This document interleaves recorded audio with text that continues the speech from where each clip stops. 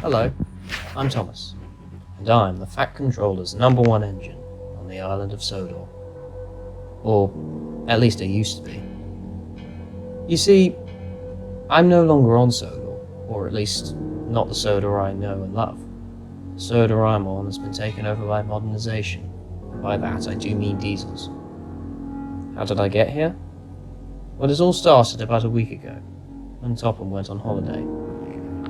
That's when Diesel 10, the last from the past who hated us steam engines, arrived to cause trouble. He later revealed that he planned to find and destroy a lost steam engine, thereby destroying all of us as well. Over the next few days, we learned more about this mysterious lost engine, and even about a magic railway that used to run on. Eventually, I found the buffers that led to the railway, and brought the lost engine, whose name was Lady, some of Henry's special coal. Brought her back to life. Unfortunately, when we returned to Sodor, Diesel 10 found us and began to chase us. We eventually reached the viaduct, which had become increasingly unstable over time. We began to race across as a desperate attempt to escape the murderous Diesel. As Lady made it to the other side, the viaduct began to collapse faster. That's when I saw two big pieces of stone collapse from the viaduct and into the water below.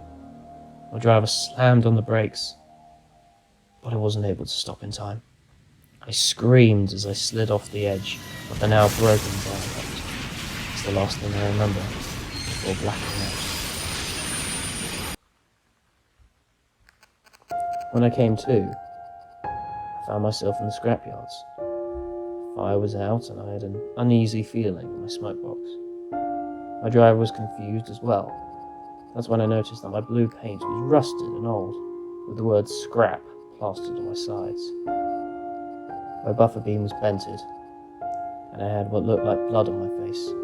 I was panicking on the inside, but outside, I tried to remain calm. That's when I heard a familiar evil laugh and saw Diesel 10 slowly approaching. But he looked different, and not in a good way. His eyes were black and his pupils blood red. He had a nameplate on his sides that read Emperor. He had a scar on his left cheek and what looked like a burn on his right cheek, as well as some blood near his left eye. He stopped a few inches in front of my face and began gloating about his success on taking over Sodor. That's when I heard another laugh and saw Ari and Bert, the Ironworks twins, emerging on my left side.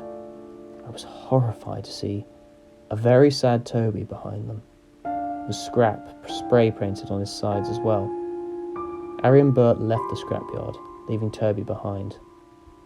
Diesel 10 switched onto Toby's line, began to laugh menacingly as his claw raised high above him. All I could do was watch in despair as Diesel 10 jammed his claw right into Toby's face. As he retracted his claw, the now dead tram fell apart right in front of my eyes. I felt a tear run down my face. Diesel 10 then ordered Ari and Bert to shunt me to the back of the smelters, and they quickly obliged. As they did, they laughed and they sneered as they pushed me into the back and left me there, probably to die or to rot. Despite the noise of the machinery and Diesel 10's laughing, I closed my eyes and fell asleep, hoping that this was all some dreadful nightmare.